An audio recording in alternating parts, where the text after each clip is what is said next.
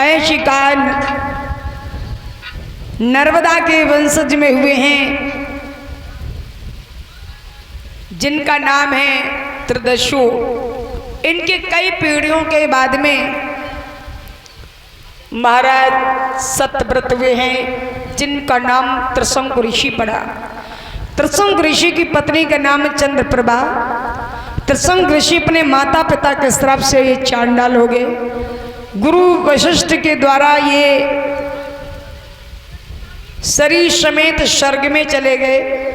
देवताओं ने सोचा आज तक कोई स्वर्ग में शरीर समेत नहीं आया, उन्होंने ढकेल दिया, स्वर्ग में ठहरने नहीं दिया। इधर वशिष्ठ जी ने अपने तपोबल से नीचे नहीं गिरने दिया, त्रिशंकु उल्टा लटक गए। आज भी त्रिशंकु उल्टा लटके हुए दिखते हैं। त्रिशंकु के मुख से ऐसी उल्टा लटके हुए शिलार बही, जिससे एक नदी बह निकली, जिस नदी का नाम कर्मनाशा नदी है। उस नदी में जो नहा लेता है उसके सारे पुण्य समाप्त हो जाते हैं। कहते हैं वही त्रिशंकु ऋषि के पुत्र, जिनका नाम सत्यवादी महादानी राजा हरिश्चंद्र अयोध्या के राजा हैं, सूर्य वंश में हुए। इनकी पत्नी शैव्या थी, तारा भी कहते हैं। कि हरिश्चंद्र बहुत अच्छे राजा हुए हैं इस भारत देश में, लेकिन राजा हरिश्चंद्र के पत्नी तारा के गर्भ से कोई संतान का जन्म नहीं हुआ था। कि अरे विधि ना तेरी नजर ने डाली,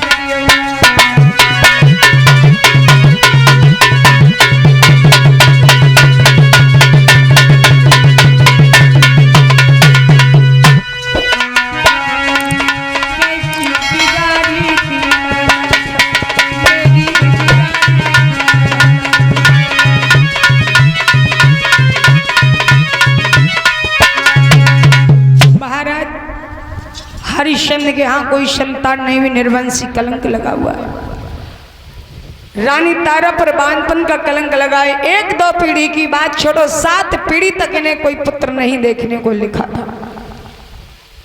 आप लोग सोचते होंगे तो रोहितास ये बेटा कैसे प्राप्त हुआ।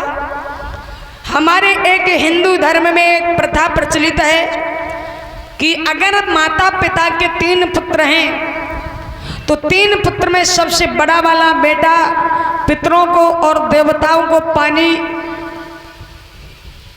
दे, या फिर सबसे छोटा वाला मझले बेटा से देवी देवता पितर तक पानी नहीं लेते। ये प्रथा कब से प्रचलित हुई है। मझला बेटा क्या पापी है? क्या कारण है जो देवता पानी नहीं लेते हैं? तो तुम्हारे यहाँ ये है प्रथा या नहीं है? मझला बेटा पितरों को भी पानी नहीं दे सकता, देगा तो बड़ा या छोटा, मझला बेटा नहीं देता। तो आपके गांव में कथा तो होती रहती, मालूम होगा ना, कारण क्या है इसमें? क्यों परीक्षित जी, मालूम है? मझला बेटा पितरों को, देवताओं को पानी नहीं देता है, देगा तो बड़ा, या छोटा मझला नहीं देता है। कारण क्या है? कथा सुनते हुए चले आ रहे हो, कथा में आप लोगों को सुनाया नहीं गया? नहीं सुनाया गया। चलो मैं थोड़ी सी बात बताना चाहती हूँ। कारण क्या है जो मझला बेटा पानी नहीं देता है? कारण इसमें ये है, एक बार की बात है, राजा हरिश्चंद्र के यहाँ जब कोई संतान का जन्म नहीं हुआ था तो विचार किया कि ये निर्वंशी कलंक भगवान कभी किसी के सर पे ना लगे, भले ही मौत दे देना। लेकिन फिर भी बहुत समय बीत गया, कोई संतान नहीं हुई। तो महाराज के मुख से निकला कि भले मेरे यहाँ पुत्र जन्म लेकर के मर जाता, लेकिन ये निर्वंशी कलंक मिट जाता। तो देवर्षि नारद बोले, अगर महाराज ऐसा करना चाहते हो तो तुम्हें वरुण देवता को प्रसन्न करना होगा, और वो प्रसन्न हो जाएंगे तो तुम्हारे यहाँ सुंदर पुत्र होगा, और उसी पुत्र की बलि तुम्हें समर्पित करना होगा। राजा हरिश्चंद्र बोले, बिल्कुल नारद जी मैं कर दूंगा, जाओ तो वरुण देवता को प्रसन्न करो। राजा हरिश्चंद्र वरुण देवता को प्रसन्न करते हैं। देवता वरुण प्रसन्न हो गए, कहने लगे हमसे वरदान मांग लो। तो इन्होंने वरदान में मांगा, हमें पुत्र दे दो। तो वरुण देवता कहते हैं कि तुम्हारे भाग्य में कोई पुत्र तो लिखा नहीं, इस जन्म की बात छोड़ो, 7 जन्म तक तो मेरे सर से ये निर्वंशी कलंक ही मिटा दो। तो कहा तुम वचन दो मुझे, हम तुम्हें पुत्र देते हैं, तुम्हारा ये निर्वंशी कलंक दूर कर देंगे, पर वचन ये देना होगा जो पुत्र मैं दूंगा उसकी बलि तुम्हें समर्पित करनी होगी। राजा हरिश्चंद्र कहने लगे, ठीक मैं वचन देता हूं, मैं ऐसा कर दूंगा, जाओ तुम्हारे यहाँ सुंदर पुत्र होगा। रानी तारा के गर्भ से सुंदर पुत्र हुआ, जिसका नाम रखा गया रोहिताश। सभी को ज्ञात हो जाता है कि राजा हरिश्चंद्र के यहाँ पुत्र हुआ है। खुशियां हो रही, पर महाराज को तो सब मालूम, कुछ समय के लिए बेटा मुझे मिला है। 1 दिन हुआ, 2 दिन हुए, 3 दिन हुए, चौथे दिन वरुण देवता का संदेश आया, अब ऐसा करो महाराज, ज्यादा मोह में पड़ जाओगे, इस बालक की बलि समर्पित कीजिए, ये कलंक दूर हो गया। तो राजा हरिश्चंद्र वरुण देवता के हाथ जोड़कर बोले, हे वरुण देव, आप कृपा करके इस बालक को हमें 1 दिन की मोहलत और दे दीजिए, छठी कर लेने दो। कहा जाओ छठी कर लो। छठी हो गई। फिर बोले, अब वरुण देव तुम्हें इस बालक का यजन करना होगा। उन्होंने कहा, अब ऐसा करो हे प्रभु, अब इतने दिन के लिए अगर दिया है बालक तो इसके दूध के दांत निकला मैं। फिर वरुण देव बोले, अब दूध के भी दांत निकले, अब तो कम से कम तैयारी करो। उन्होंने कहा, ये दांत जब टूट जाए, दूसरे निकले आवे, तब हम चढ़ा देंगे। वही बात जैसे आजकल किसी की अटक जाए तो देवी देवता दुनिया के सब मना लेते हैं कि भगवान ये कर देंगे, वे कर देंगे, और जब काम सफल हो जाता तो प्रसाद भूल जाते हैं। ऐसा ही किया, राजा हरिश्चंद्र मोह में पड़ गए, बढ़ाते चले गए दिन। वरुण देवता नाराज हो गए, कहने लगे तुमको सत्यवादी राजा कहते हैं, जाओ हम तुमको श्राप देते हैं, तुम महोदर रोग से परेशान हो जाओगे। ये रोगों से गिर गए राजा हरिश्चंद्र। रोहिताश 3 वर्ष का हो गया, जानने लगा मेरे प्राण पिताजी वरुण देव पर समर्पित कर देंगे, हम प्राण बचाने के लिए क्या करें। वो जंगल में जा छुपा। छुपते हुए उसे 6 वर्ष हो गए। पिताजी ज्यादा रोगों से परेशान हो गए। तो रोहिताश को मालूम हुआ कि तुम प्राण छुपाए जंगल में हो, तुम्हारा पिता रोगों से बहुत परेशान है, और पुत्र का कर्तव्य है पिता की सेवा करना, और तुम अपने प्राणों को छिपा कर बैठे हो। तो राजा हरिश्चंद्र के पास चले हैं रोहिताश। रास्ते में इंद्रदेव मिले, कहने लगे आप अगर जाओगे तो तुम्हारे प्राण नहीं बच पाएंगे, तो मेरे पिताजी कैसे ठीक होंगे।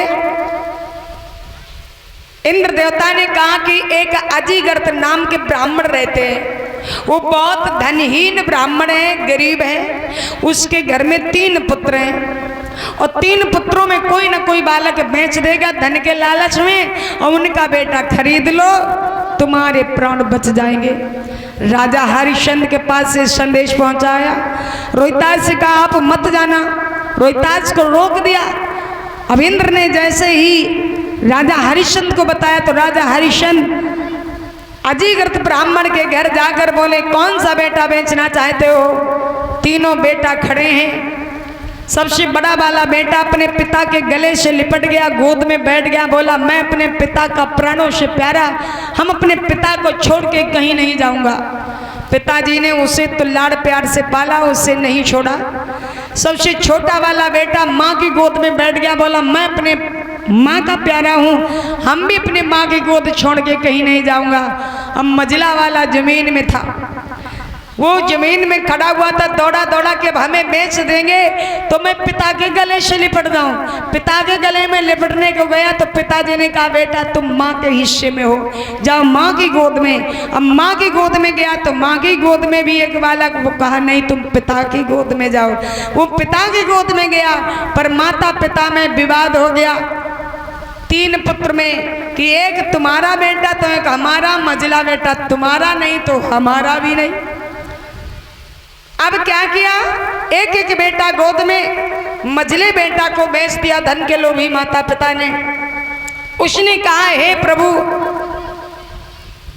अगर किसी माँ बाप को संतान देना तो या तो 2 देना या 1 देना, पर 3 नहीं देना। आज मेरे प्राणों की आहुति देने के लिए जा रहे हैं, अगले हमारे जाने कितने भाई ऐसे मारे जाएंगे, लेकिन इस दीनहीन की जरूर पुकार सुनना प्रभु। इसमें विश्वामित्र जी मेन पंडित बनकर गए वरुण देवता के ऊपर यजन करने के लिए, और सुनाशेप उस बालक का नाम था, लेकर जब वरुण देवता के पास में जा पहुंचे और जैसे तलवार का प्रहार किया गया, उस बालक के मुख से 2 शब्द निकले। कौन से? माँ और माँ, दोनों मिला के शब्द बना मामा। वो विश्वामित्र का रिश्ते में भांजा लगता था। वरुण देवता कहने लगे कौन? ये सत्यवादी राजा कहने वाला हरिश्चंद्र, इसके जैसा कोई झूठा राजा नहीं हुआ है। क्यों? इसने मुझे वचन दिया था कि मैं अपने बेटा की बलि समर्पित कर दूंगा, अगर इसका बालक होता तो मामा नहीं कहता। ये बलि मुझे कोई स्वीकार नहीं है।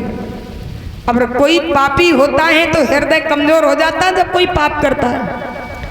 महाराज के जवाब नहीं आया, चुपचाप सर झुकाए खड़े रहे। उसी समय सुनाशेप को जीवित किया, पूछा इन्होंने तुम्हें कैसे पाया जिनको लोग सत्यवादी कहते हैं? तब उस बालक ने कहा इनका इसमें कोई दोष नहीं है, दोष मेरे माता और पिता का है, क्योंकि उन्होंने धन के लालच में मुझे बेचा। मेरा बड़ा भाई पिता के प्राणों से प्यारा, छोटा भाई माँ का प्यारा। मैं माता पिता की शरण दौड़ता रहा, पर माता पिता ने मुझे गोद में बैठने की जगह नहीं दी और आज मुझे बेच दिया, जो प्राणों की आहुति देनी पड़ी। हे वरुणदेव भगवान, हम आपसे ये प्रार्थना करते हैं कि इस दीनहीन और इस अनाथ की पुकार सुनो।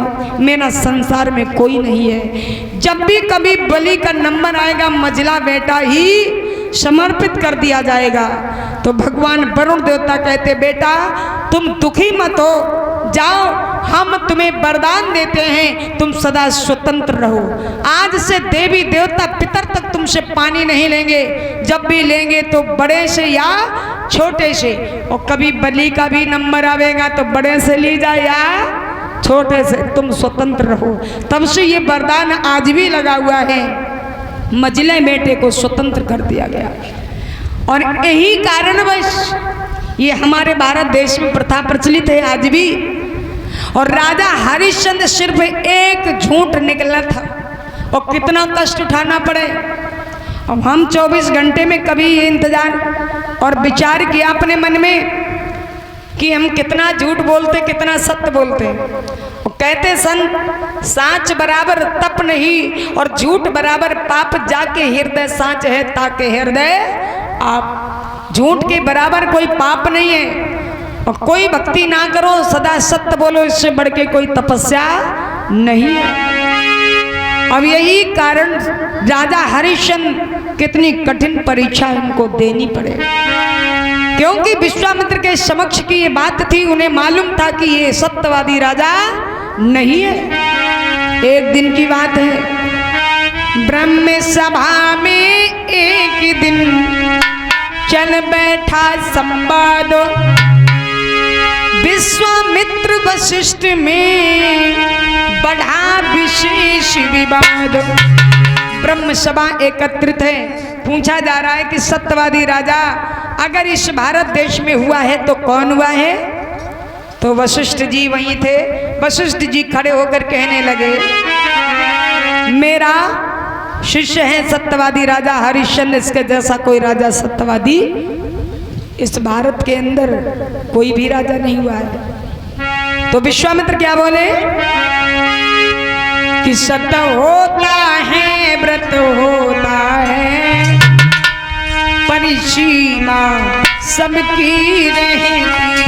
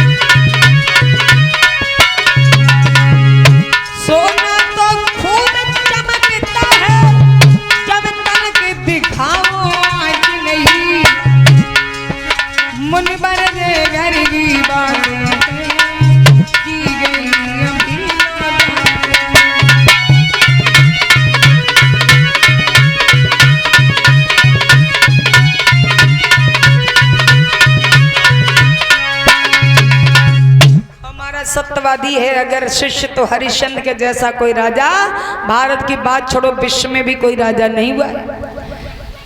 विश्वामित्र खड़े हो गए, बोले सब राजा की हम प्रशंसा सुन सकते हैं, लेकिन झूठे राजा हरिश्चंद्र की कदापि नहीं सुनूंगा। क्यों? हम जानते हैं बड़ा झूठा राजा है राजा हरिश्चंद्र। बोले नहीं, सोना पीतल एक रंग का होता है, लेकिन कोई सोने के भाव पीतल को नहीं खरीदता है। हमारा शिष्य मैं खुले तौर से कहता हूँ, जाओ उनकी परीक्षा ले आओ। तो विश्वामित्र बोले लेकिन मालूम नहीं है वशिष्ठ जी आपको, कुछ ऐसे भक्त हो जाते जैसा सावन भादों के महीने में जब बरसात होती है तो छोटे मोटे नदियां नारे इतने भर जाते हैं, लगता है कि गंगा यमुना की गहराई फीकी पड़ जाएगी। पर जेठ बैसाख के महीने में अगर ये भरे मिल जाए तो समझ लो गहरे हैं, और बरसात के महीने में तो सभी भर जाते हैं, और जिनमें गहराई होती है तो और गहराई लाते। कि भक्ति भाव भादो नदी सभी चलत भैराए, असली सरिता वही है जो जेठ में पानी लाए। असली नदी की पहचान वो होती है जो जेठ बैसाख के महीने में पानी मिले। ऐसे एक भक्त की पहचान होती जो सुख में भगवान को भूले ना, दुख में तड़पे ना, वो भक्त कहलाने योग्य होता है। और आजकल भक्त कैसे हैं संसार में, कोई भी भगवान की पूजा करता है तो पहले अपनी कामना लेके खड़ा है, खड़े दो अगरबत्ती लेके हैं, पहले कहते हैं सुख संपत्ति घरे आवे, कष्ट मिटे तन का स्वामी, पहले ही मांग रहे हैं। और भगवान कहते हैं कि तेरा काम है कर्म करना और मेरा काम है फल देना। अब वो मांगते पहले ही चले जा रहे हैं। तो कोई संसार में ऐसा भक्त नहीं जो सुख ना मांगे, दुख तो कोई मांगते ही नहीं। एक ही भक्त है जो दुख मांगा, कौन? श्री कृष्ण की बुआ जी, जिनका नाम कुंती था। उन्होंने दुख मांगा, बाकी सब दुनिया में सुख ही मांगने वाले हैं। वशिष्ठ जी बोले कि कसौटी साफ कहती है ये पीतल है ये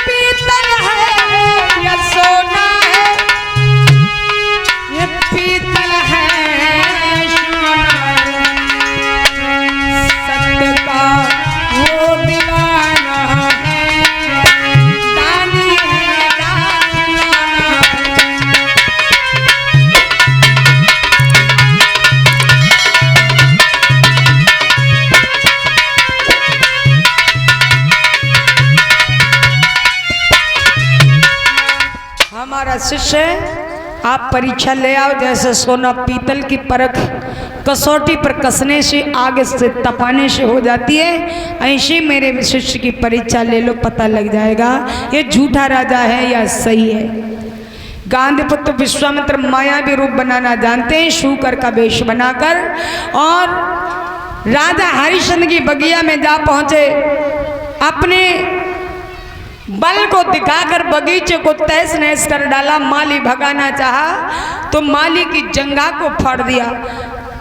मालिनी कहती है कोई ऐसा वैसा शूकर नहीं है, कोई मायावी लगता है, आप ऐसा कीजिए महाराज हरिश्चंद्र के पास खबर करो, उनके पास फौज के सिपाही हैं, उनके द्वारा इस शूकर को पकड़ा जा सकता है। फौज के सिपाहियों को भेजा महाराज ने, जाओ चारों ओर से घेर लो, किसी के बीच से शूकर निकलने न पाए, जिसके बीच से निकल गया उसे फांसी की सजा दी जाए। तो मायावी शूकर देखने के लिए राजा हरिश्चंद्र भी गए कि छल बेसी शूकर के पीछे पहुंचे नरराज थकाए, मिल गए मार्ग में गालीनंद, मिल गए मार्ग में गालीनंद, ब्राह्मण का वेश बनाए।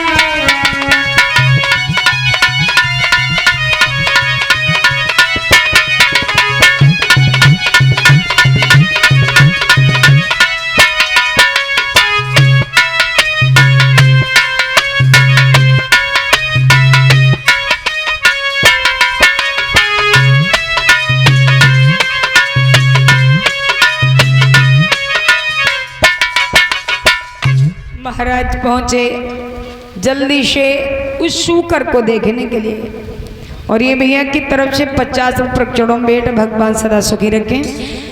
सज्जनों, राजा हरिश्चंद्र के बीच से वो निकल कर शूकर भाग गया। शूकर की खोज होने लगी, तब तक ब्राह्मण के वेश में आ गए। प्रणाम किया ब्राह्मण देवता के चरणों में, आयुष्मान भव बेटा। कौन? मैं अयोध्या का राजा हरिश्चंद्र हूँ। अरे मैंने सुना था नाम आपका बहुत दिनों से। महाराज आप बड़े दानी राजा हैं, तुम्हारे पास में आ रहा था। कहिए ब्राह्मण देव क्या काम था? सुनिए। राजन दान कछु दे दो, घर में सयानी मेरी लाडली।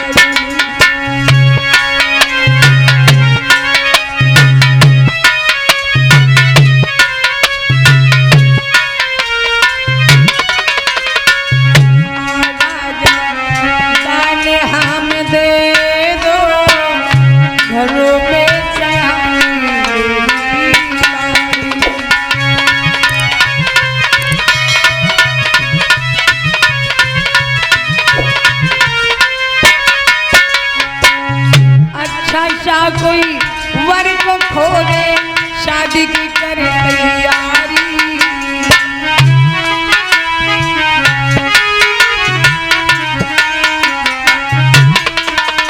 और श्यानी सुता देख पिता को, पाप लगे अति भारी।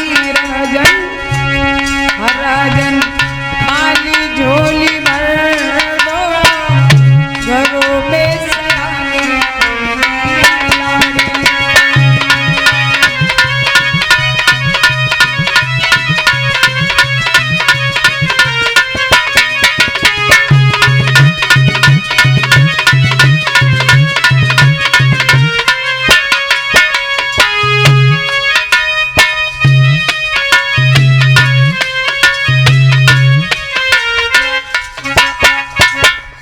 हमें आप कुछ दान दें जिससे अपनी बिटिया के पीले हाथ कर दो।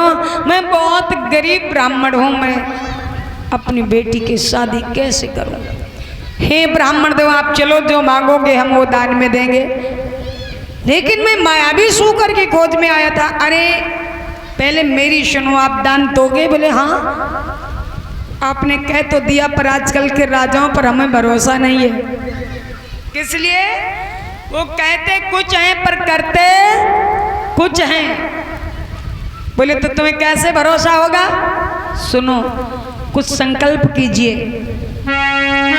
नभ बोले संकल्प क्या, कर दो करुणा धाम, केवल मेरे हाथ में कुंजी और लगाम। मेरे हाथ में शिल्प है अगर, तो यहाँ पर कुंजी लगाम के अलावा कुछ नहीं है। कुंजी पर नजर पड़ी, ब्राह्मण देव समझ